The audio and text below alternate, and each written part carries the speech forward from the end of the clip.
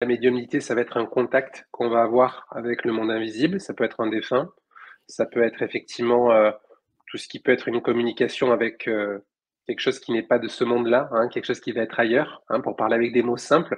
Et la voyance, très simplement, c'est une lecture divinatoire en fait qui va être portée sur le futur, un éclairage, des flashs, donc tout ce qui va en fait élever les sens qu'on a tous, mais qui voilà donc du coup le curseur va être beaucoup plus développé. Et en fait tous ces sens-là sont activés et sont portés vers le futur ou le présent de la personne. C'est-à-dire que l'âge de 4-5 ans, mes parents venaient de déménager, en tout cas dans un appartement qui était, au centre, de la ville de Nîmes et dans cet appartement-là, donc, il y avait, là, dans ma chambre, du coup, qui donnait sur une véranda, une présence, une forme, je dirais, de d'entité que j'ai ressentie, alors qui ne me parlait pas, mais qui tout simplement, hem, me transmettait, en tout cas, des émotions et ces émotions-là, en tout cas, étaient une forme de communication, je dirais, avec elle, puisque par la suite, j'ai réussi à pouvoir arriver à savoir son prénom, à pouvoir, en tous les cas, avoir une forme de communication avec elle. Après, il faut savoir que le talon d'Achille en voyance, pour nous professionnels, c'est surtout le temps, puisqu'effectivement, c'est là où on est jugé, hein, c'est sur la prédiction plus la temporalité. Voilà, moi, ce qui me touche beaucoup, c'est d'apporter, tu vois, aussi des réponses et ça, je le fais vraiment de manière totalement, gracieuse et je dirais bénévole sur des enquêtes, tu vois? En cours ou ce genre de choses parce qu'il faut savoir que, bah, le domaine, en tout cas, judiciaire, hein, de la police ou autre, peut des fois avoir des contacts avec des voyants, même des médiums, pour justement avoir une idée, quand ils calent sur quelque chose, tu vois? Pour avoir, éventuellement un ressenti ou autre et c'est vrai que ça, c'est quelque chose qui me passionne un peu ce côté, de chasse et découverte un peu, mais à la fois aussi pour apporter la vérité et surtout aussi pour soulager les familles, tu vois? Ou ce genre de choses parce que je on a tous quand même un minimum d'empathie pour faire ce métier, il en faut.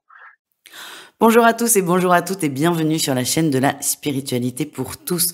Je suis Marie-Louise, tarologue, et je vous propose sur cette chaîne plusieurs émissions par semaine tournées autour de la spiritualité. Aujourd'hui, je reçois Esteban Frédéric qui est voyant, qui fait aussi un peu de médiumnité, mais il parlera des nuances et de son choix de mettre en avant la voyance bien mieux que moi. J'ai vraiment passé un très bon moment avec Esteban. On a pu approfondir des sujets, moi, qui me tiennent à cœur, et vraiment un grand merci à lui de s'être prêté au jeu. J'ai reçu d'ailleurs quelques jours après l'enregistrement de l'émission un mail d'Esteban qui vous propose un cadeau. Esteban m'a transmis un lien, un code promo avec un lien évidemment, de 25% sur sa plateforme de voyance. Donc vous avez, grâce à ce code promo, une remise de 25% pour une consultation. Je vous mets tout sous la vidéo et un grand merci pour cette générosité. Avant de vous laisser entre Esteban et moi et pléthore de sujets qui sont abordés tels que son parcours, on parle aussi d'histoire, on parle aussi de recherche de personnes disparues, d'enquête. C'est vraiment beaucoup de thèmes, beaucoup de sujets. Moi, j'ai vraiment adoré cet échange. Avant de parler de tout ça, je voulais vous remercier. Vous êtes de plus en plus nombreux à vous abonner, à partager, à commenter. Merci infiniment pour votre soutien. Merci également à celles et ceux qui ont souscrit à la chaîne et qui soutiennent financièrement le projet. Ça me touche énormément. Et je vous rappelle, pour finir, que cette émission, c'est la vôtre. Donc, si vous voulez participer de quelque façon que ce soit, n'hésitez pas à me contacter. Tous les liens sont sous la vidéo. Je vous souhaite un super moment entre Esteban et moi et un grand merci.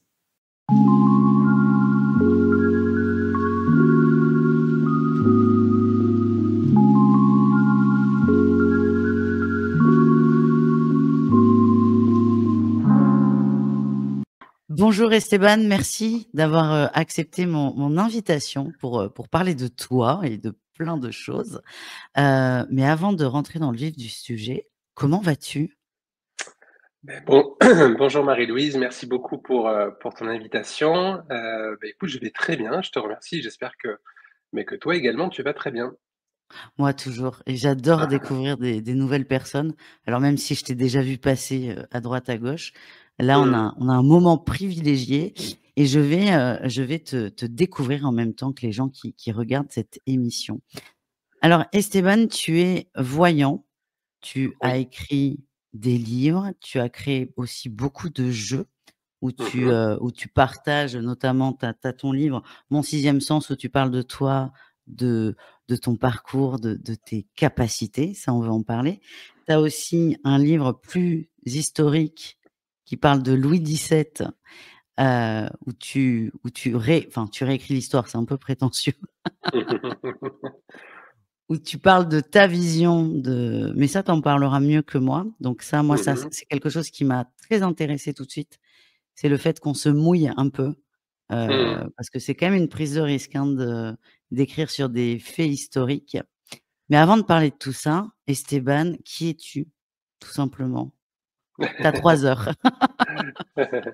Donc du coup, bah, écoute, mais en tout cas merci pour cette présentation. Bah, du coup, tout simplement, je pourrais dire que pour parler vraiment simplement, je suis voyant avant tout.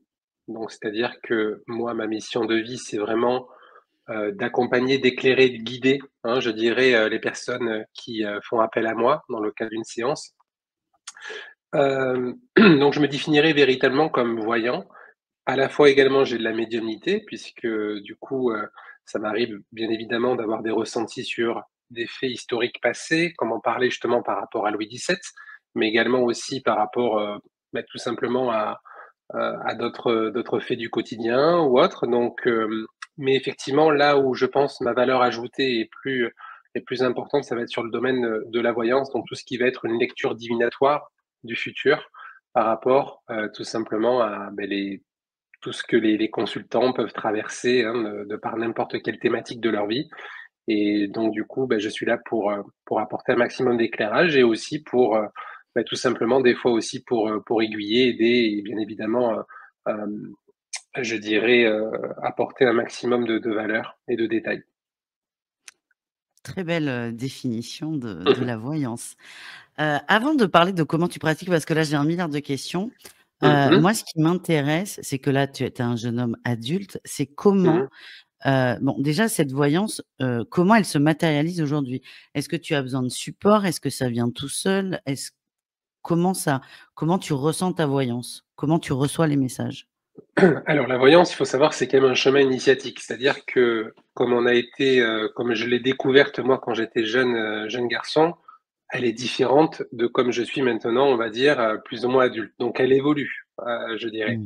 Donc ce que je peux te partager, c'est un peu le parcours que moi, à travers mon Oui. prisme, ce que j'ai vécu, hein, par rapport à cela. Donc effectivement, moi, en tout cas, les premiers éveils que j'ai eus, ça a été vraiment de la médiumnité avant tout.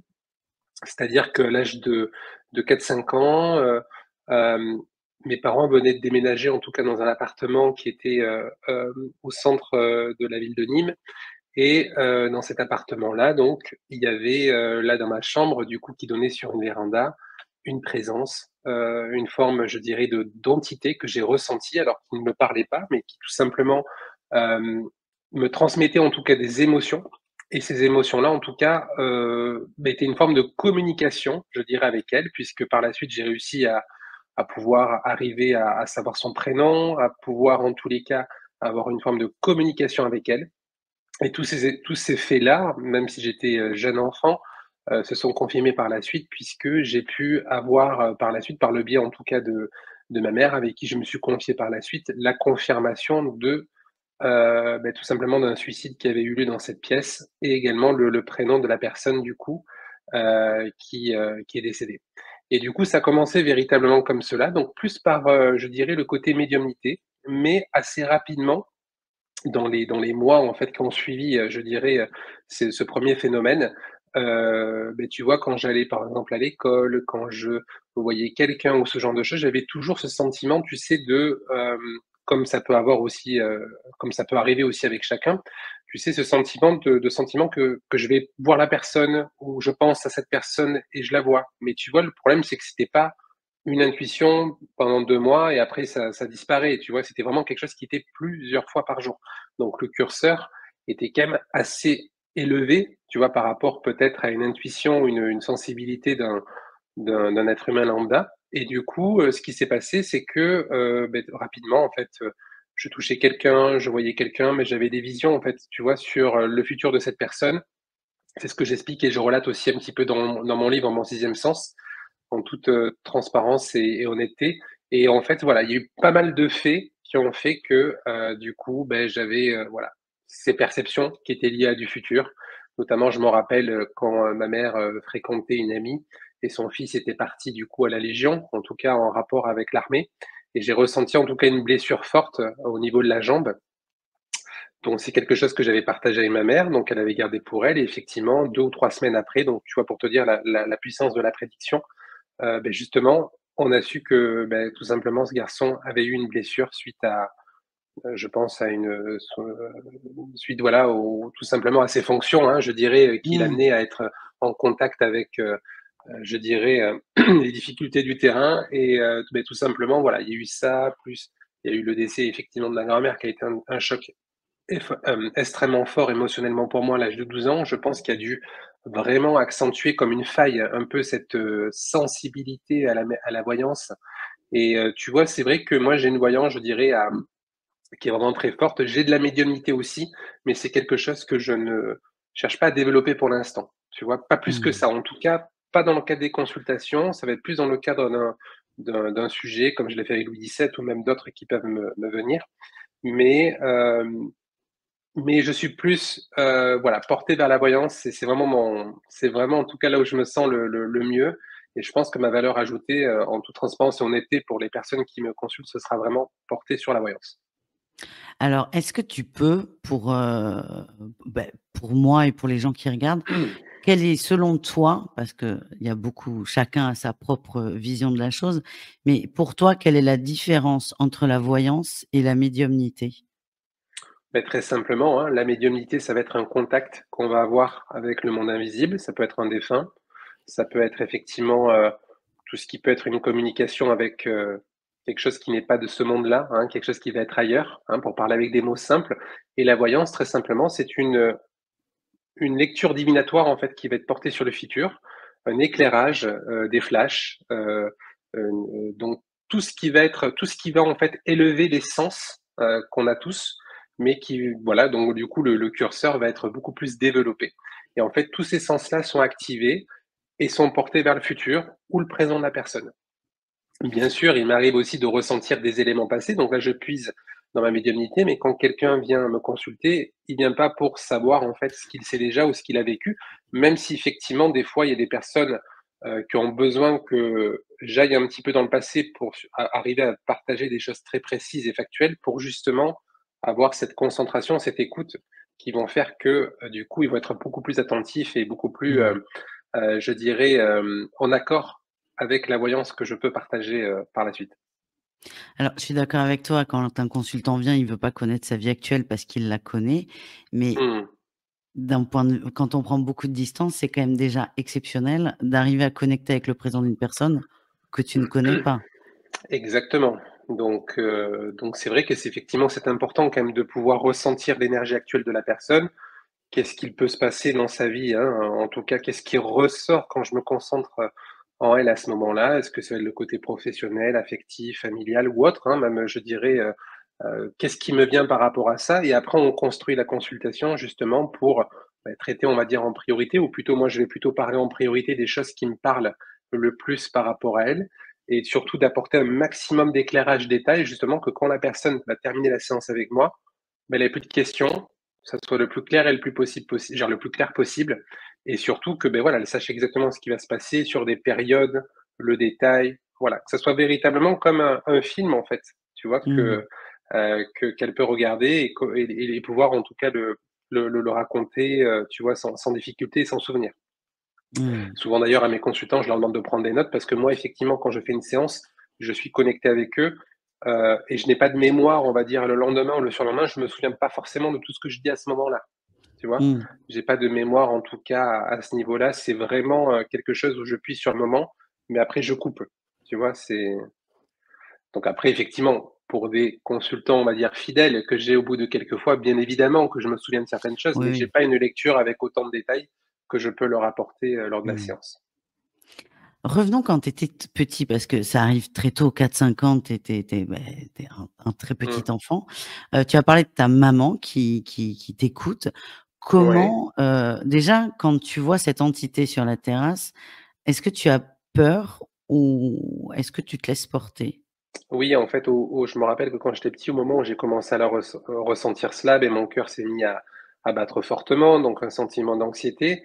Mais au bout d'un moment, l'anxiété monte heu et après elle redescend et en fait, je sentais que cette présence, il y avait pas forcément de mal et on me elle ne me je sentais qu'il y avait pas forcément de négativité, je dirais, par rapport à moi. C'était justement une âme errante et qui malheureusement, je pense, n'avait pas fait le chemin pour, être accompagnée, tu vois, pour, vers la lumière, hein, pour parler en tout cas dans des mots que tout le monde peut comprendre et je ressentais à la fois de la tristesse, mais à la fois aussi de la bienveillance, tu vois? Donc effectivement, la lecture un peu de ces émotions m'a rassuré parce que je me suis pas senti en hostilité, tu vois, Mmh. avec cette présence. Mmh. Donc du coup, ça a été un langage, en fait, ça a été une forme de communication, même s'il y a pas eu forcément des mots dessus. Mais tu vois, ça a été pour moi, comme alors ça peut paraître bizarre ce que je veux dire, mais un peu comme un doudou, quoi. Un peu en quelque sorte quand tu es enfant, tout ça et Non, ça m'étonne pas ce que tu dis. mmh. Donc du coup, voilà et c'est vrai que, ça m'arrive bien évidemment, pas tous les jours, mais effectivement, de temps en temps, régulièrement, de ressentir la présence, je dirais d'une entité, quand je peux être dans un lieu, quand je peux être effectivement, dans le cadre de mes déplacements ou ce genre de choses. Voilà, je suis quand même très sensible à cela. Mmh. Et donc, ça commence par de la médiumnité, même si aujourd'hui, ça on a bien compris, c'est plus de côté ou c'est plus personnel dans tous les cas. Oui. Donc, ne consultez pas Esteban pour de la médiumnité, c'est pas au Mmh. programme, pas pour l'instant en tout cas. Mmh mh. Ça déverrouille le côté voyance. Hem, Tu parles de ta maman, du fils de son ami légionnaire qui a une blessure à la jambe. Comment c'est accepté, dans le cadre, familial? Est-ce que ça passe? Est-ce que tu te sens, compris, écouté, soutenu ou est-ce que tu le tais totalement? Alors, c'est quelque chose que je partage uniquement, auprès de ma mère et je dirais de ma grand-mère, mais après c'est pas quelque chose que j'ébruite, hein, je ressentais que c'était quelque chose qui de toute manière, je suis plutôt quelqu'un d'assez introverti, donc en étant introverti, du coup, on a tendance à garder aussi les choses un peu pour soi et je pense que, naturellement, en fait, j'ai pas eu de difficulté par rapport à ça. C'est surtout que j'en ai parlé à ma mère et ma grand-mère, mais c'est vrai qu'en grandissant, j'ai ressenti en tout cas le besoin d'extérioriser cela. Donc je faisais, du conservatoire, j'étais en classe de piano, donc j'avais la musique un petit peu pour défouler les émotions que j'ingurgitais, je pense, régulièrement. Mais à côté de cela, c'est vrai que j'ai fait une rencontre déterminante, avec, Michel, qui était une personne qui, détenait en fait une boutique ésotérique dans ma ville et en fait, naturellement, j'étais porté vers celle-ci. C'est ce que j'explique un petit peu dans mon livre sans le spoiler pardon et du coup, c'est à partir de ce moment-là que j'ai pu extérioriser les choses, les comprendre, mettre de la technique sur la pratique et pas être que dans une forme, je dirais, d'intuition sans cesse. L'intuition, c'est très bien, mais c'est vrai que c'est bien à un moment donné de mettre un cadre, une structure, une technique dessus pour, avoir, cette rassurance et aussi et surtout pour, mais je pense que c'est aussi la différence entre l'amateur et le professionnel, c'est que, le professionnel va pouvoir gérer, en tout cas ses émotions, gérer en tout cas ses facultés, que ça soit en tout cas pour ma part dans le domaine de la voyance et médiumnité et en tout cas pour ma part, ça a été, je dirais véritablement, quelqu'un qui a été comme un espèce de professeur de vie, hein, je dirais même un enseignement philosophique pour moi, et qui m'a permis, je pense aussi de pouvoir après évoluer, à tous les niveaux, tout simplement sur, ma carrière, en tout cas en tant que professionnel des arts divinatoires. Oui, parce que, on peut pas le deviner que tu es introverti. Tu as dû beaucoup, beaucoup travailler quand même l'acceptation, la Mmh. légitimité peut-être Bien sûr. et le fait de se mettre en avant. Mmh. Si, je vais te le demander, j'allais dire non, mais si. Quel âge tu as aujourd'hui? Aujourd'hui, j'ai 37 ans. et que tu commences, vraiment à t'épanouir dans cet art divinatoire, de façon professionnelle, à quel âge? Alors je me suis, mis à mon propre compte, professionnellement, j'avais 24 ans, il me semble. Ah oui, c'est très, très jeune. Mmh. J'avais 24 ans donc ouais, c'est ça, j'avais 24 ans, donc c'est assez jeune. Bon après la vie a fait que, beh, voilà, j'ai eu un parcours, qui était au conservatoire, donc j'étais plus ou Mmh. moins destiné peut-être à embrasser une carrière de pianiste, faire des concerts, à la fois être professeur. Mais effectivement, la voyance était tellement présente qu'à un moment donné, beh, j'ai fait comme un burn-out à l'âge de 23 ans. 23 ans, ben, avant mes 24 ans. Et ce qui fait que du coup, je me suis mis, en repos, on va dire, au conservatoire parce que ça n'allait plus. Je n'arrivais plus à jouer du piano. J'étais en conservatoire qui était super exigeant, très élitiste, un des meilleurs, conservatoires d'Europe. Mais le problème, c'est que, la voyance était tellement partie prenante de ma vie que, lorsque je me mettais au piano et que j'avais un peu cette technique, peut-être par le passé, de pouvoir, évacuer cela, mais en fait, je n'arrivais plus à me concentrer, à jouer une œuvre. C'est comme si j'avais perdu même mes repères d'apprentissage que j'avais eu au niveau du piano. Et donc j'ai décidé de me mettre un peu en congé parce que j'avais cette possibilité-là dans ce conservatoire quelques mois. Et en fait, ce qui s'est passé, c'est que quand je me suis mis en congé, bah, je donnais des cours de piano le soir, à des élèves parce que j'avais développé un petit peu, bah, tout simplement une forme de, je dirais, de réseau pour donner des cours, auprès de jeunes élèves, tout ça qui voulaient apprendre le piano. Mais la journée, j'étais effectivement, très très disponible et c'est vrai que la voyance était présent et c'est quelque chose effectivement qui était quelque chose que j'avais trop retardé, je pense, à mettre en place. Et du coup, bah, j'ai commencé, tu vois, à créer un petit site internet moi-même, une page Facebook, mais un petit peu comme tout le monde fait, tu sais, au début pour justement, beh, tout simplement se faire connaître. Et rapidement, beh, j'ai fait une consultation et après le bouche à oreille, ça n'a pas arrêté. Au bout d'1 mois, j'étais déjà sollicité pour faire un peu de la télé, de la radio, sur des web TV dédiées, tu sais, dans des chaînes de l'ésotérisme. Et rapidement, en fait, au bout de quelques mois, j'étais plein, quoi. J'étais plein, en tout cas au niveau des rendez-vous, tout ça, ce qui fait que je n'avais même plus la possibilité de retourner en arrière. Et puis j'avais aussi ce plaisir d'apporter de l'éclairage, de la valeur, en tout cas à toutes les personnes qui souhaitaient me consulter. Et je pense aussi à un sentiment de bien-être, tu sais, de paix. Et, et du coup, et aussi ce sentiment de liberté, parce que je pense que c'est une valeur forte chez moi, la liberté, qu'avec le piano, peut-être j'avais moins, parce que c'est vrai que, comme tout instrument, ben, on doit travailler des heures, des heures, des heures tous les jours son instrument.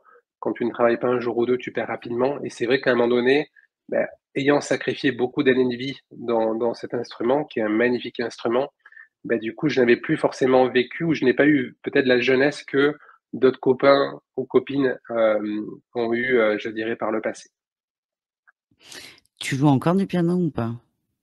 Alors, j'ai toujours mon piano, mais c'est vrai que j'y joue assez peu. C'est quelque chose qui me manque quand même fortement par moment, mais voilà, il faudrait que je réadapte, on va dire, un peu mon agenda justement pour arriver à pouvoir travailler, minimum certaines pièces et surtout à reprendre du plaisir, c'est le plus important, à travers cela. Mmh.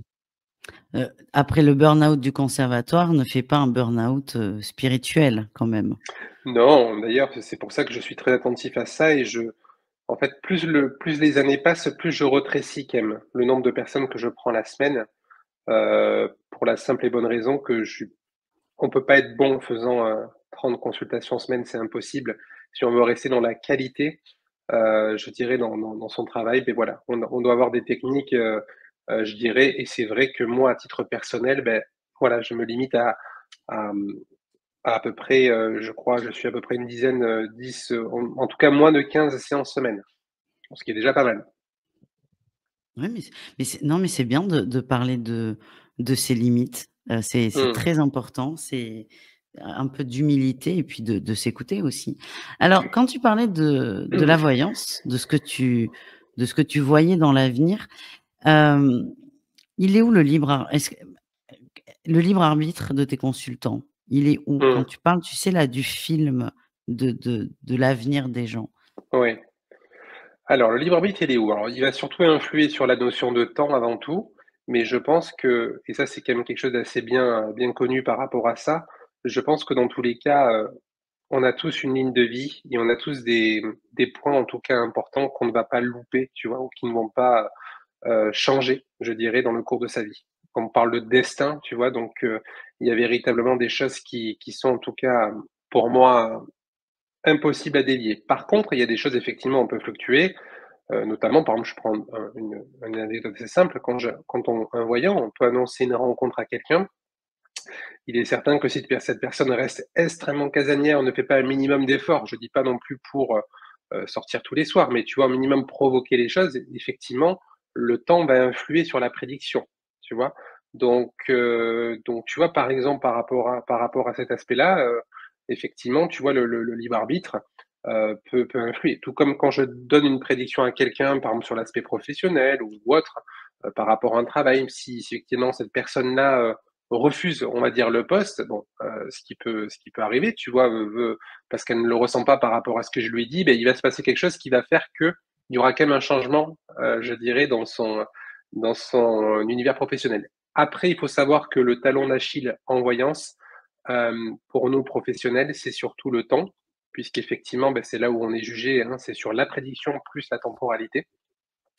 Et c'est pour ça que du coup, plus on avance en âge et en expérience, plus on s'affine par rapport à ça et plus effectivement on arrive à être beaucoup plus fin, je dirais, dans, la période, hein, je dirais, où la personne va pouvoir, et je dirais même qu'on peut être même assez fin pour voir aussi si la personne va faire un minimum d'effort pour aller de l'avant par rapport à ça. Donc tu vois, je pense qu'avec le temps, c'est comme un peu le vin, tu te bonifies et tu as cette faculté aussi à pouvoir beaucoup plus faire plus d'agilité, en fait, dans les prédictions. Mmh. Quels sont les bon, tu as parlé des grands thèmes, l'amour, le Mmh. pro. Alors non, j'allais te demander enfin si, je peux très bien te demander quelles sont donc les demandes les plus récurrentes en voyance que tu peux avoir? Ah ben c'est vrai que c'est très variable, hein. Des périodes, ça va être beaucoup le domaine de l'amour, d'autres, ça va être beaucoup l'aspect professionnel. D'ailleurs, c'est rigolo parce que des fois, pendant des semaines, plutôt une semaine, je vais avoir, pratiquement, que la thématique du pro et après d'un coup, c'est l'avant. Donc c'est vraiment assez variable et j'ai l'impression que des fois, en rigolant, je me dis: «Mais tiens, j'ai l'impression que les consultants, ils vivent ensemble» parce que j'ai l'impression Ouais. que tu vois ce que je veux te dire? C'est qu'il y a vraiment ça, mais c'est très variable. Mais c'est vrai que c'est quand même beaucoup le pro, notamment, tu vois, notamment au niveau des rentrées après les vacances. Souvent, il y a le côté professionnel, il y a également le côté amoureux, hein, qui est un incontournable aussi, hein, je dirais, du quotidien. Heu, Après, j'ai, beaucoup aussi, côté familial aussi ressort pas mal et côté justice, tu vois, ou autre, par exemple, ouais, le côté justice dans sa globalité, effectivement, ressort, mais plus en retrait. Mais bon, généralement, tu sais, quand je fais des séances, c'est quand même assez global.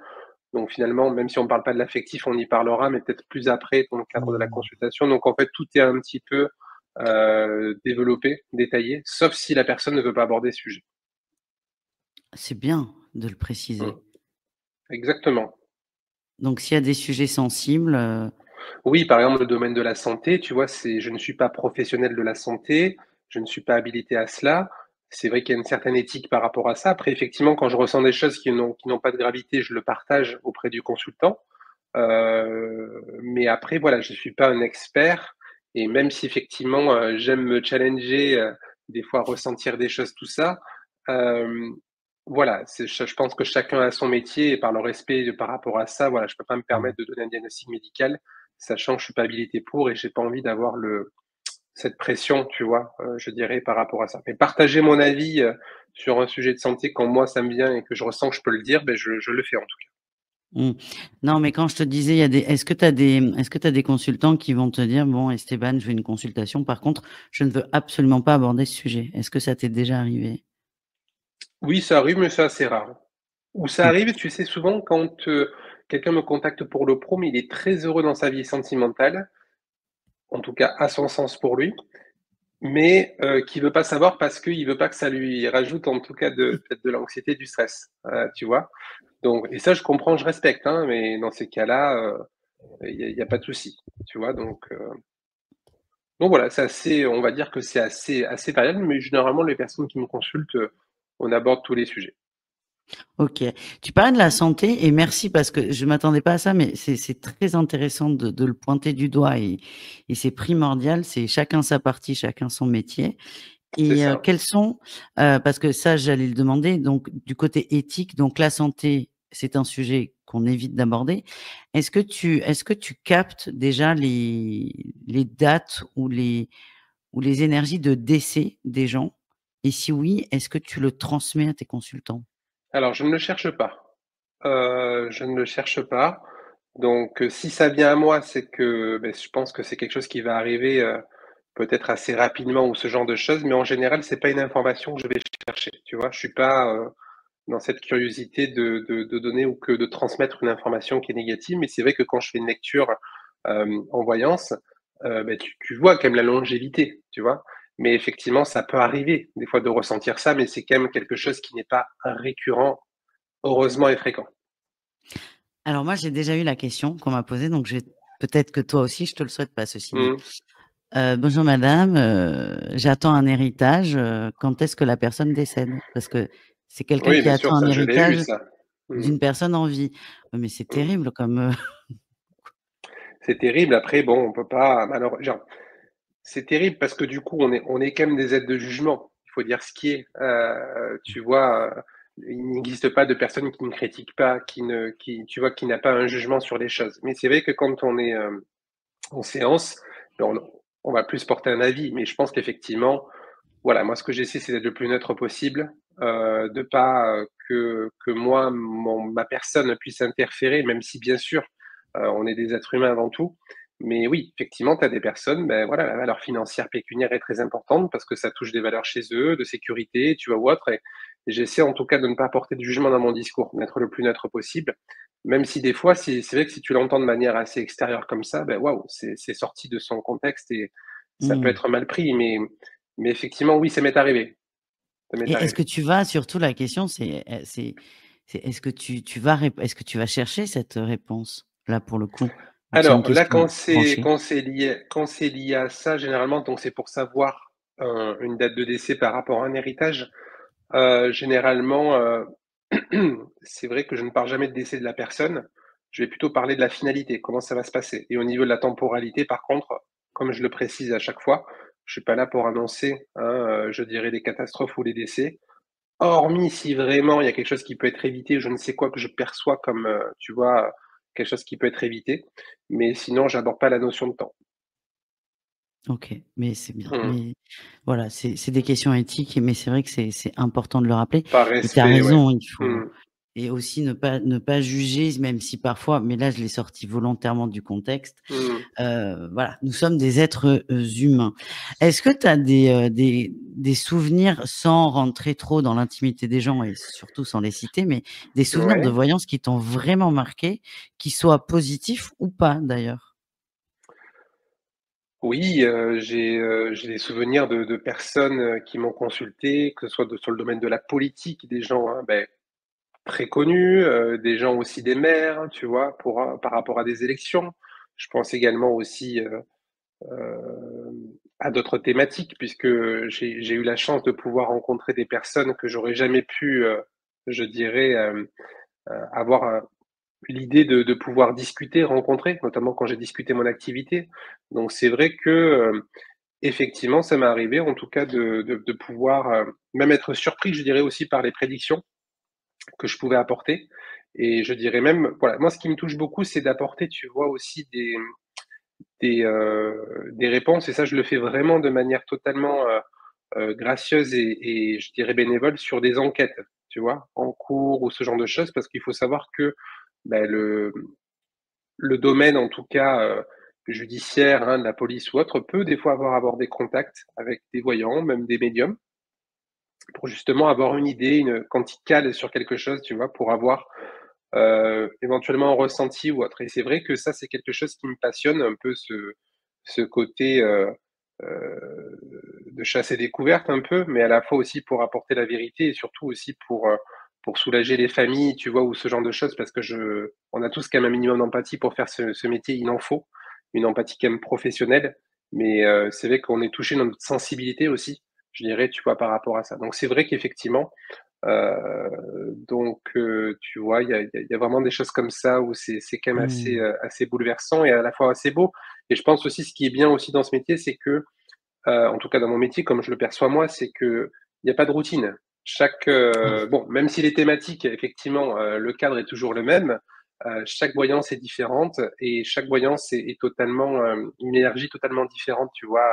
Mmh. Donc c'est ça qui est vachement super et le fait aussi d'avoir cette agilité de faire, on va dire avec, des personnes connues, des personnes qui sont dans l'ombre, des personnes qui recherchent, un disparu, tu vois? Mais je trouve ça génial parce que du coup, c'est vraiment une forme de 360 degrés où on peut jongler avec tout ça, quoi. Ouais, exactement. Pour revenir sur les enquêtes, ça c'est très Mmh mh. intéressant comme sujet. Est-ce que donc clairement ça a été ton cas de travailler sur des enquêtes. Est-ce que c'est Mmh. toi qui sollicites les services judiciaires ou est-ce que ce sont les enquêteurs qui viennent à ta rencontre? Alors moi, à titre personnel, j'ai jamais fait la demande ou d'ailleurs je saurais même pas à qui le faire, hein, tu vois, par rapport à ça. C'est plutôt en tout cas les enquêteurs qui viennent à moi, pour reprendre en tout cas tes propos.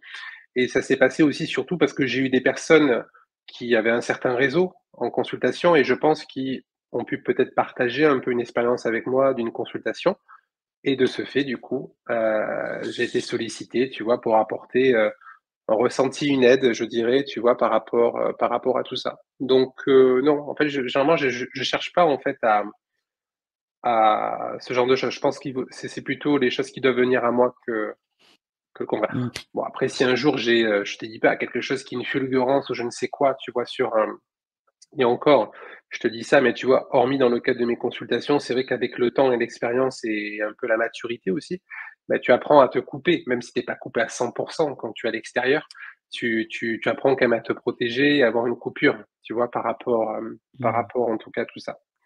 Donc voilà ce que je peux te partager, quoi. Non, mais c'est très intéressant et dans le cadre des enquêtes, sans parler évidemment de l'enquête, par respect pour les familles et pour toi et tous les gens qui ont travaillé dessus ou peut-être qui travaillent encore dessus. Est-ce que toi, dans ce que tu as apporté, tu as eu le sentiment que c'était un plus? Oui.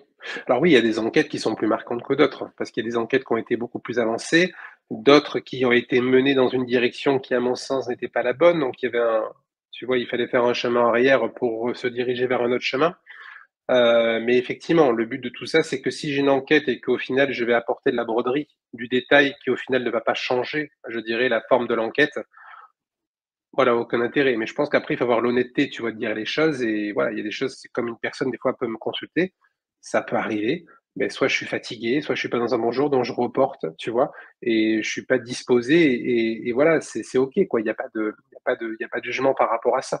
Mais effectivement, au niveau des enquêtes, ça m'est arrivé, je pense, à mon sens, d'avoir des éléments qui ont fait que ça a pu basculer les choses. Et d'ailleurs, je l'ai vu parce qu'après, quand ça parle, tu vois, dans les médias ou de choses, beh, je me dis, voilà, ça a aidé en tout cas, les personnes qui étaient sur celle-ci à pouvoir chercher au bon endroit tout ça pour avoir un maximum d'informations qui ont pu, je dirais, bah, amener, hein, tout simplement au développement de son enquête et je dirais même de sa «clôture», on va dire entre guillemets, quoi. Mmh, bah, merci beaucoup. Moi, bon, les gens qui me suivent le savent maintenant, je suis passionnée, par tout ce qui est, Mmh. On de Latte, l'émission On de Latte raconte, j'adore. Ah oui, Heu, oui. D'ailleurs, déteste pour lui, les voyants, ça n'existe pas et qui parle souvent dans ses émissions, sur une enquête où tu as 10 médiums qui sollicitent la famille et que c'est pas forcément c'est assez négatif parce que ça va jouer, sur l'émotion de la famille et ça n'aide pas forcément et Oui, après chacun, tu vois, désolé de te couper, mais chacun après voilà a son avis dessus et moi comme je dis, je suis pas là pour convaincre, je suis là pour guider. Après si les personnes, ben voilà, n'y croient pas, ben, j'ai envie de dire c'est leur choix, mmh, il y a aucun problème et c'est OK, je respecte. Mais tu vois, c'est vrai que quand tu vois, par exemple, j'ai été sollicité il y a quoi? Il y a à peu près, l'enquête elle était il y a 1 an par une maman d'un garçon qui avait disparu en France. Et cet enfant, en fait, je l'ai ressenti assez de suite, hein, qu'il n'était plus de ce monde, tu vois? Et elle était prête aussi à entendre, tu vois, cela puisqu'elle me contactait un petit peu, vraiment je pense en dernier recours. Donc c'est aussi lourd de conséquences parce que moi, il faut que je sois sûr de moi, tu vois? Il faut que et effectivement, à travers cela, ben j'ai pu travailler plus sur un travail de localisation, tu vois? Ou ce genre de choses, tu vois? Et donc du coup, ça a été, je pense bénéfique puisque ça a permis, je pense, en toute humilité, à pouvoir retrouver, je dirais les restes, si on peut parler ainsi en tout cas de son enfant, tu vois? Donc Mmh. en lien aussi avec, tu vois, le reste, tout ça. Après je dis pas que c'est toutes les semaines, hein, qu'on a des demandes, mais tu vois, assez régulièrement, Oui. ça et c'est pas forcément dans une fréquence constante, mais il y a quand même, des demandes. Non, mais je suis contente d'en avoir parlé avec toi parce que, pour certains, ça peut être mal perçu et là, on a plusieurs exemples concrets, sans évidemment parler des enquêtes que tu partages parce que c'est absolument pas possible, par Mmh, respect pour les familles bien et sûr. les gens. Mais je trouve ça hyper intéressant d'avoir des exemples concrets Mmh, de toi qui les a vécus et merci d'avoir, partagé ça. mmh. Qu'est-ce que ça, souvent, qu'est-ce que tu conseilles alors aux gens? Les gens cherchent, il y a quand même beaucoup de demandes, que ce soit en médiumnité, en voyance, c'est de plus en plus accessible, grâce ou à cause des réseaux sociaux, ça dépend comment on se positionne. Qu'est-ce que tu conseillerais aux gens, pour trouver la bonne personne? Parce qu'il y a beaucoup de gens qui ont eu des mauvaises expériences, qui ont une mauvaise image. Alors encore une fois, tu es pas là pour convaincre et ça, c'est très bien de le préciser. Mais quel conseil tu pourrais donner à quelqu'un pour trouver la personne qui lui correspond le mieux? C'est vrai que c'est une question, qui est personnelle et je comprends, hein. Après je pense que, le bouche-à-oreille pour moi, je pense que c'est la meilleure des publicités. Après c'est normal quand on est jeune voyant, quand on a un cabinet, une plateforme, tout ça, il faut, se faire connaître, il faut diffuser parce que on a de la valeur à apporter, on veut impacter, positivement, hein, en tout cas apporter, je dirais un maximum de valeur et de clarté aux personnes, hein, qui le souhaitent, je dirais, par rapport à leur futur. Mais je dirais que vraiment, c'est le bouche à oreille. Et après, effectivement, je pense que chaque personne qui va, consulter, il faut pas qu'ils agissent, je dirais, trop sur l'émotion, l'anxiété du moment, parce qu'il faut savoir que la voyance, c'est quand même, un achat, émotionnel, parce que les gens ont besoin de savoir une vérité, rassurer une anxiété ou autre. Mais c'est plutôt quand même de prendre le temps, quand même de regarder, sur internet, le site de la personne, ce qu'elle a fait, ce qu'elle a construit et de faire aussi peut-être, je dirais parler son sixième sens. Moi, c'est vrai que je suis beaucoup dans le côté, intuition dans mon quotidien, je dirais par rapport à tu vois, si je dois chercher un professionnel pour un naturopathe, tu vois, ou autre, donc je vais laisser parler mon intuition parce que je suis aussi, un être, d'intuition de par mon métier. Mais je pense que voilà, une clé de lecture qui peut être bien, c'est vraiment, le bouche à oreille et surtout aussi de bien cibler. Si vous souhaitez connaître votre futur, il faut aller voir un voyant. Si vous voulez discuter avec une personne, pour, parler à un défunt, il faut cibler un médium.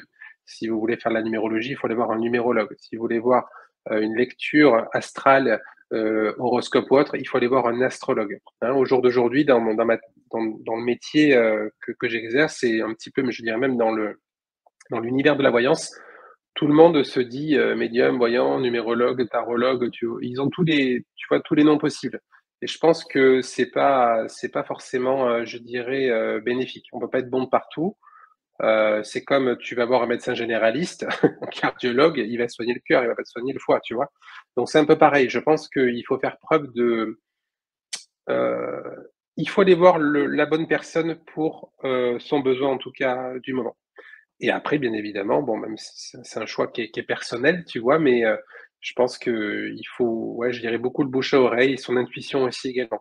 Et aussi éviter, des tarifs, peut-être trop exorbitants, sauf si bien sûr la personne a quand même une notoriété, a, je dirais, une forme de légitimité. Puisqu'effectivement, être très bon en voyant et faire des tarifs, hauts, parce que c'est mon cas, moi j'ai plutôt un tarif haut par rapport au marché, mais pourquoi? Parce qu'à côté, je me forme, tu vois, je suis toujours dans une forme d'amélioration continue.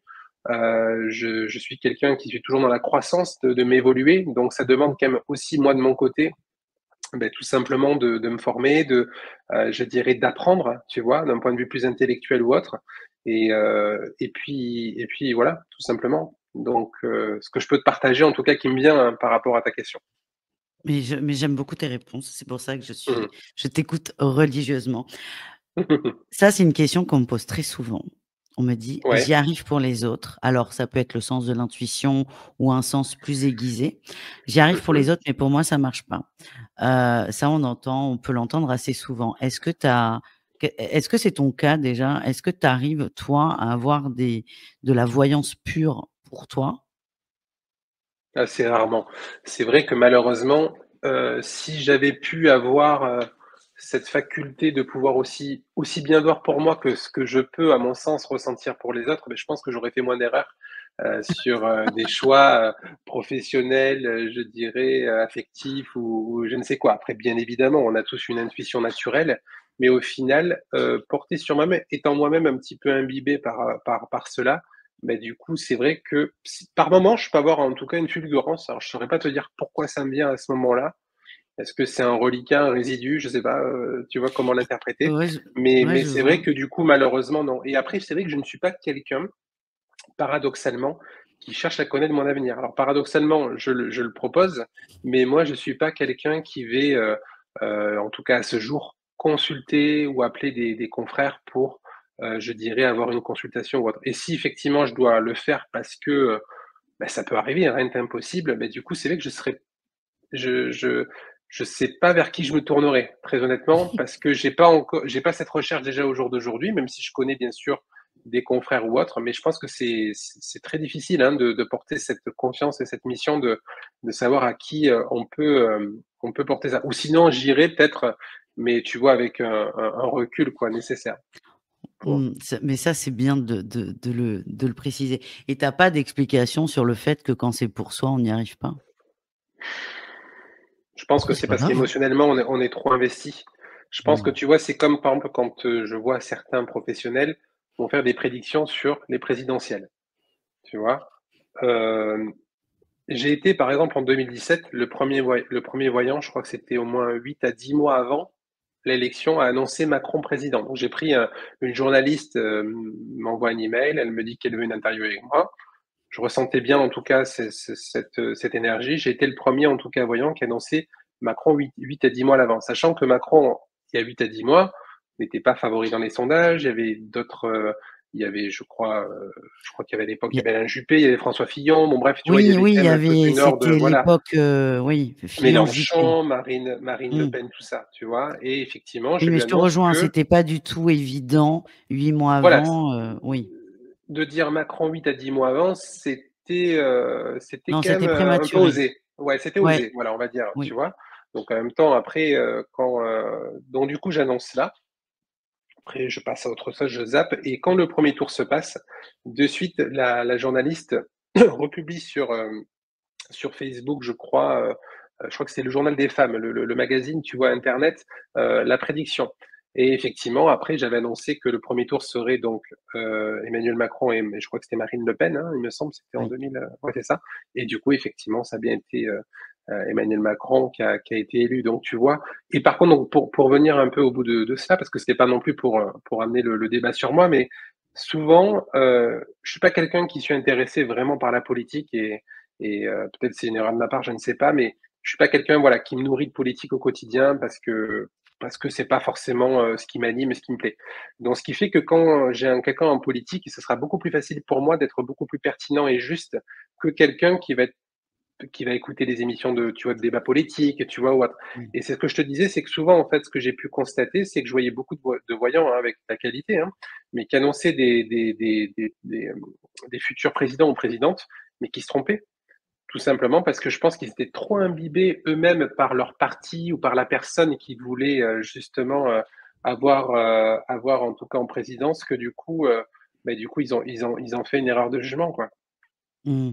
Alors, c'est bien, tu vois, tu me lances sur ce sujet parce que c'est quelque chose qui m'intéresse. Effectivement, il y a des voyants, des médiums, très médiatisés qui jouent le jeu, des prédictions, alors que ce soit pour les présidentielles, pour les coupes du monde ou carrément pour l'année à venir. Qu'est-ce que tu en penses, toi? Et est-ce que tu te prêterais au jeu? Peut-être que tu l'as déjà fait d'ailleurs, hein, j'en sais rien. Donc tu veux dire par rapport au fait des présidentielles ou ce genre de choses? Oui, ou en général, est-ce que toi, tu te sentirais de faire une émission, l'impact du mandat Trump pour les 4 années à venir dans le monde. C'est Oui, après costaud ça comme demanderait émission, ouais, ça. c'est costaud, ouais. Mais effectivement, ça me demanderait véritablement quand même du temps de travail quand même, hein, à côté. Parce que Mais tu peux pas non plus de répondre de manière superficielle, même à travers une intuition, tu vois? Si vraiment je veux mmh, apporter, tu vois, de la valeur et j'ai ce côté aussi perfectionniste, ça va quand même demander du travail, quoi, tu vois, en amont. Mais oui, ça mais peut être quelque chose qui peut être faisable. Après, c'est vrai que je sais que ce qui fonctionne à ce jour et c'est clair, c'est les prédictions annuelles, mondiales. Il y a quelqu'un qui le fait chaque année, mais bon, il y a des livres qui sortent par rapport à ça, mais c'est très casse-gueule. Il faut dire ce qui est, parce que tu peux pas limiter une prédiction à une année. Après, bon, bien sûr, c'est du marketing sans doute, hein. C'est aussi une forme de, je dirais, de, voilà, c'est une forme de publicité pour cela, mais c'est pas si simple que ça, quoi. Et c'est très risqué de le faire. Et d'ailleurs, on le voit, hein, les personnes qui prennent le risque, ben souvent, ben, les effets sont quand même plus négatifs que positifs, quoi, au niveau du retour. Après, moi, je te dis ça, c'est pas du tout mon dada et comme tu le dis, Mmh. c'est très difficile de faire 1 heure ou 2 heures d'émission 100% juste et alors tu l'as dit, c'est casse-gueule et ben tu vois, ça nous fait une très bonne transition avec Louis XVII parce que, Mmh. ça aussi, alors je te l'ai pas dit comme ça au début, j'ai dit: «Il faut quand Ouais. même être courageux». Où en fait tu réécris à ta façon l'histoire en expliquant ta vérité, ce que tu as reçu par rapport à Louis XVII. Mais ça aussi, Esteban, c'est une prise de risque quand même. Oui, c'est une prise de risque. Après, c'est sûr que c'est sur un élément passé, et c'est vrai que j'aurais pu prendre plus de risques, je dirais, sur des éléments actuels que, par exemple, l'histoire de Ligonès, le petit Grégory, le petit Émile, tu Arrête. vois? Mais le problème, c'est Ouais. qu'effectivement, c'est des sujets qui m'ont beaucoup parlé à un moment, mais j'ai été confronté, tout simplement à la réalité. C'est que c'est difficile de faire un livre sur ces sujets-là parce que, beh, les familles sont toujours là et après il peut y avoir des plaintes, des machins, tout ça et donc c'est vrai que les éditeurs ne prennent pas de risques par rapport à ça et ce que je peux totalement, je dirais, comprendre. Donc du coup, c'est vrai que Louis XVII, ça m'est venu il y a quelques années. C'est quand j'étais à Paris. Alors je n'avais pas forcément de d'attirance pour le personnage plus que ça, tu vois? J'avais déjà entendu son nom, mais on va dire que le roi phare était quand même Louis XIV, le roi Soleil, que tout le Mmh. monde connaît, je dirais plus ou moins de nom, parce qu'on l'a quand même, un minimum étudié en cours quand on était plus jeune et du coup, en étant sur Paris, en étant proche d'un édifice ayant marqué l'histoire, je dirais donc de cette époque-là, bah, du coup, j'ai eu en fait des flashs, de médianité, des fulgurances par rapport en tout cas à ce jeune roi et effectivement, au début, je ne savais pas que c'était une connexion avec lui et au fur et à mesure en fait de mes ressentis, de mes tâches, je prenais souvent des notes pour ne rien oublier parce que comme je te dis des fois, beh, j'ai une mémoire qui est sur le moment quand je suis en voyance et là, c'était vraiment plus en médiumnité et du coup, beh, en fait, j'ai commencé à prendre des notes et au fur et à mesure du temps, bah, en fait, j'ai naturellement le mot de Louis XVII a résonné, en fait, je dirais naturellement et à partir de là, beh, voilà, j'ai construit véritablement tout ce qu'il y a et je pense que si aussi, hem, beh, cette âme s'est connectée à moi, c'était aussi, je pense et je le partage vraiment en humilité, c'est que, c'était aussi peut-être pour apporter vraiment la vérité par rapport aux faits historiques, je dirais. Parce que comme, si les personnes sont un peu au courant au niveau de sa vie, donc, officiellement Louis XVII est mort à la prison du Temple, il avait une dizaine d'années et en fait, tout simplement, mais moi j'apporte ma vérité sur le fait que sa mort n'est pas à la prison du Temple, mais il y a eu beaucoup je dirais de rebondissements, de cachotteries, de secrets par rapport à ça et voilà, moi j'en apporte ma vérité et en plus c'est un livre, comment je dirais, qui, chaque prédiction se rapproche de faits historiques prouvés, hein, je dirais par des écrits ou autres, ce qui fait que j'ai quand même une approche très aussi, comment je pourrais te dire ça? Très proche, voilà, de réalité, sauf que, je dirais, donc des faits historiques, mais des faits prouvés, hein, je dirais par rapport à ça, puisqu'après j'ai quand même pu parler à des spécialistes aussi, du sujet, hein, notamment de l'histoire, de gens en tout cas qui avaient et c'est vrai qu'effectivement, j'ai, j'ai pu échanger en tout cas avec des personnes qui étaient des historiens ou autres, et qui avaient des détails en tout cas assez importants qu'on n'a pas sur internet, hein, je dirais ou autre. hormis peut-être sur des livres ou autres, mais c'est vrai que voilà, je suis parti vraiment d'une feuille blanche, j'ai construit les choses et j'ai été en tout cas assez ébahi ou assez surpris très honnêtement, de la qualité un peu et de la précision de ma médiumnité par rapport à ça, parce que honnêtement, j'aurais voulu peut-être il y a 2 ou 3 ans en arrière, faire cela, naturellement, j'aurais pas eu autant d'éléments. C'est parce que, ça s'est connecté à moi, ça s'est, défini à moi et que du coup, j'ai pu véritablement retracer et faire toute l'histoire en tout cas de ce roi. Mmh. Et tu l'as dit tout à l'heure, tu es perfectionniste, donc on ne doute pas de ta Mmh. sincérité dans ce que tu reçois et dans ce que tu as retranscrit. Et ce ping-pong avec les historiens, ça a dû être absolument passionnant. Oui, Heu passionnant, ouais, c'est clair. et c'est vrai que c'est alors j'ai vu que tu avais, Don Quichotte derrière toi. Ouais, ouais. Est-ce que c'est un prochain projet ou pas? Non, là, c'est de la lecture et vu que c'est à la Du bibliothèque, plaisir. ben, tu vois, ça ouais, il y a du côté plaisir aussi, tu vois? Comme j'ai Obama juste au-dessus, Oui, tu vois notamment que c'est une personne, en tout cas que j'apprécie énormément, en tout cas, d'un point de vue, de manière générale, hein, ce qu'il dégage et même aussi, son histoire. Mais oui, après c'est certain, je me nourris, à titre personnel aussi je dirais de différentes, personnes, hein, leaders, je dirais aussi du monde actuel et mmh, heu et grand influenceur aussi, hein, développement personnel, Obama, comment c'est pour moi, c'est quand même quelqu'un ouais. qui apporte beaucoup, hein, sur cela et effectivement, bon après non, il n'y a pas forcément de lien avec la voyance, c'est juste, on va dire, le côté plus plaisir. Mais tu as le droit, il faut. Est-ce que tu as des projets, est-ce que tu as des projets et si oui, est-ce que tu peux nous en parler? Des Oui, projets bien sûr. d'écriture? Donc là, j'ai un livre qui vient de s'achever sur les heures miroirs parce que, comme je pense, tu dois le savoir, c'est quelque chose qui est quand même extrêmement, récurrent, hein, et que les gens vivent, de manière régulière un peu au cours de leur quotidien et du coup, j'ai achevé un livre sur les heures miroirs et également j'ai fait du coup l'oracle des heures miroirs qui est en cours de construction actuellement et Oh! donc du coup, voilà, ça sera le prochain livre qui va sortir. Après j'ai travaillé et je vais travailler, en tout cas, je travaille là actuellement, pardon, sur un livre sur la médiumnité pour faire des exercices un petit peu pratiques pour comment développer sa médiumnité. Parce que c'est vrai que c'est quelque chose, je trouve, qui est hyper intéressant pour justement les personnes qui ont cette sensibilité-là, pour arriver à mettre de la technique et pour justement être bien concentré, pour puiser, je dirais au maximum, pour cela. J'ai également aussi en cours de finalisation une formation en ligne que je vais faire sur comment, une formation sur les oracles, comment tirer les oracles. Parce qu'effectivement, je me rends compte que dans le cadre de mes consultations et de mon entourage, beaucoup de gens ont des oracles chez eux, mais des fois, ils ne l'ouvrent pas par peur de la frustration de ne pas comprendre le message qui est. Et moi, en fait, voilà, je suis en train de finaliser une formation où je vais pouvoir, heu, apporter un maximum de détails, de techniques, de cas pratiques, tu vois? Donc il y aura peut-être, une dizaine d'heures de vidéos, tu vois, de formation et avec cette formation-là, on pourra, en l'espace de 3 semaines, je dirais avoir un cadre, une technique, pour justement, puiser et aller en profondeur de n'importe quel oracle qu'on a chez soi. Donc tu vois, il y a ça. Ah! Après, j'ai, hem, j'ai le tarot de Marseille que je vais revisiter aussi, qui est prévu. Tout ça, ce sont des choses qui sont signées avec mon éditeur, donc je peux en parler. J'ai Oui. également le normand aussi que je vais revisiter. Putain, mais tu n'arrêtes pas, hein?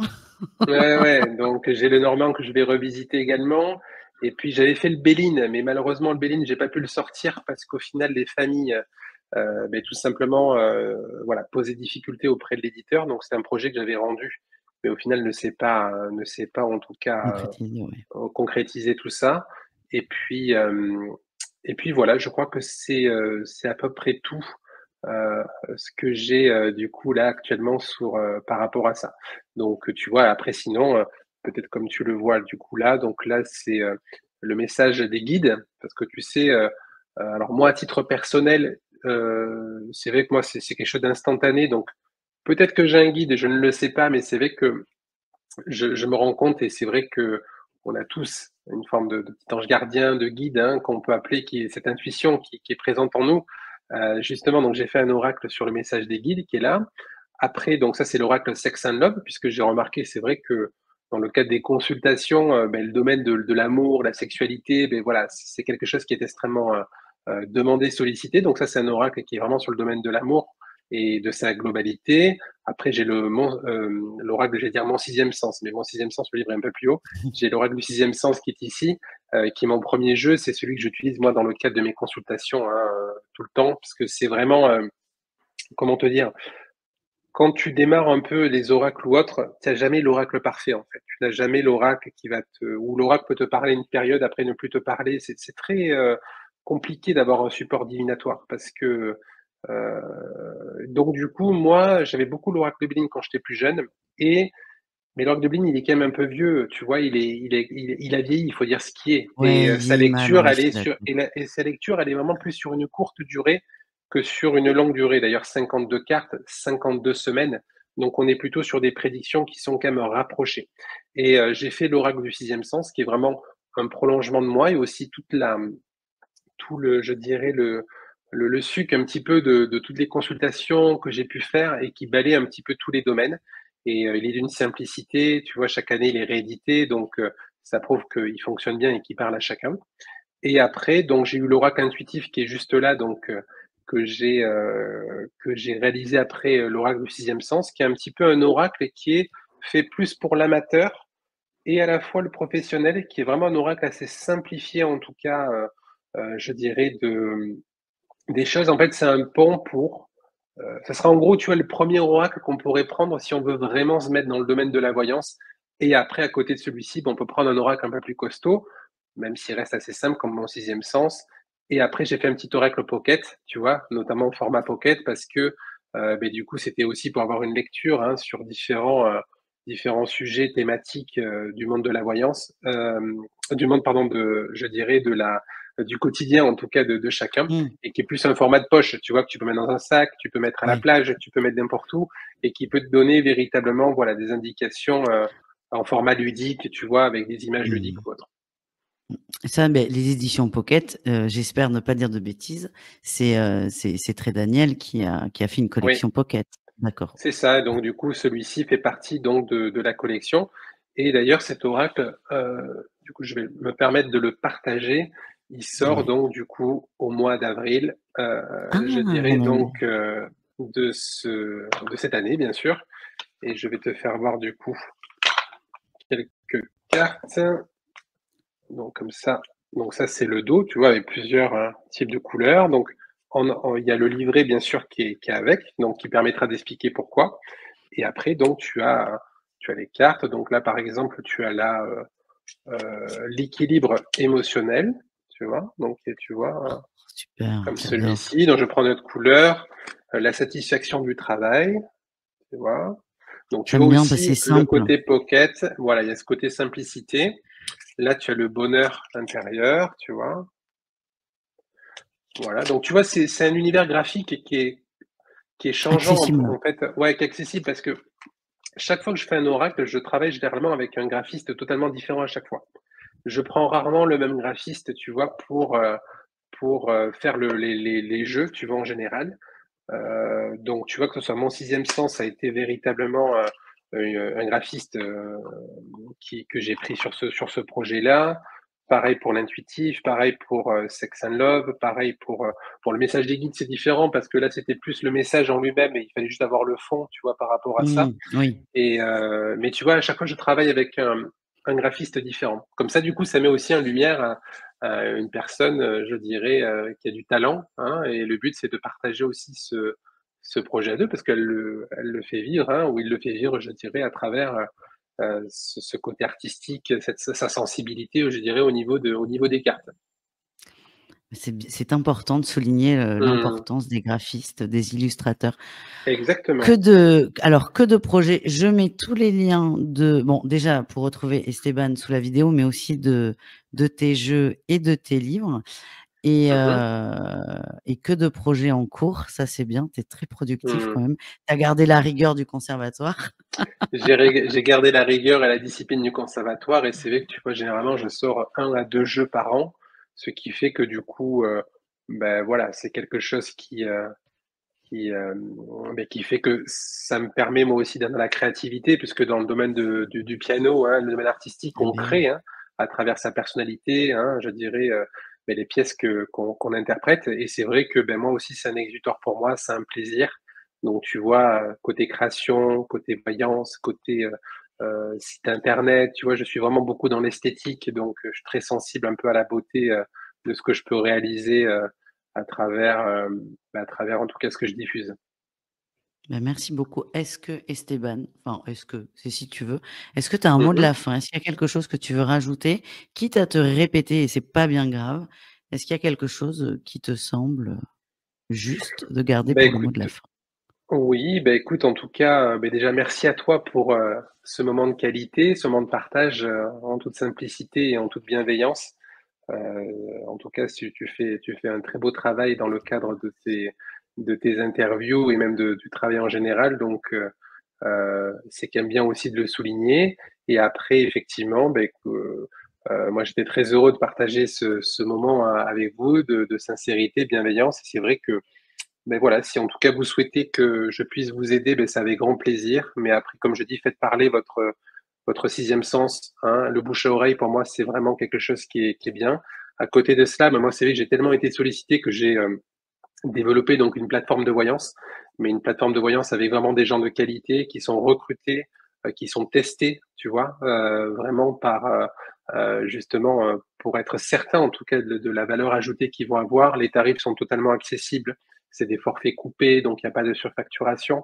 Et c'est vrai que ça permet de mettre en lumière aussi des personnes qui sont dans l'ombre, qui n'ont pas forcément l'ambition, tu vois, de faire un site internet, de se mêler à des problèmes techniques, de se montrer en vidéo, mais qui ont envie tout simplement d'être présents pour les consultants et d'apporter un maximum, je dirais, de valeur. Donc voilà, en tout cas, ce que je peux te partager en toute simplicité. Eh beh, merci beaucoup. Merci à toi pour, ce moment, très intéressant et certainement à très vite. Merci beaucoup À très vite, Esteban. Marie-Louise. À très bientôt. Au revoir.